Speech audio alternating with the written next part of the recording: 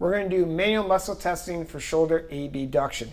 Patient's going to be seated, nice and tall. Going to bring their arm out, thumb up to the ceiling. Now raise your arm up to 90 degrees, right there. Hold it. I'm going to stabilize the shoulder. I'm going to provide resistance just at the distal humerus. The more I push down, the more you resist me. We're going to do it for a 5 count. Here we go. Pushing down.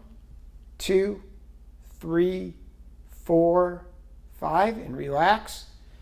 Resist it against maximal resistance, 5 out of 5. So if your patient is not scoring a grade 5 or a grade 4 or even a grade 3, which is the inability to move their arm against gravity, we're going to try to grade them using assistance. So I'm going to assist the patient getting into testing position, and I'm going to palpate the deltoid muscle, and I'm palpating for a contraction here.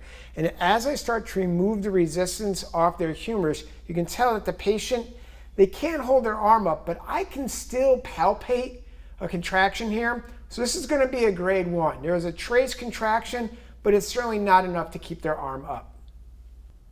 So if we have a patient who does not score a grade 5 or a grade 4, but they can do a grade 3, which is abduction against gravity, this is how we're going to score a grade 2. So let's say the patient cannot move against gravity. We're going to put them supine in a gravity non-dependent position. We're just going to ask them to slide their arm into abduction.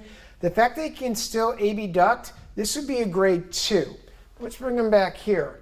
I'm going to palpate the deltoid, and let's say he's can't really do it again, but I can feel that muscle contracting, but he can't really abduct.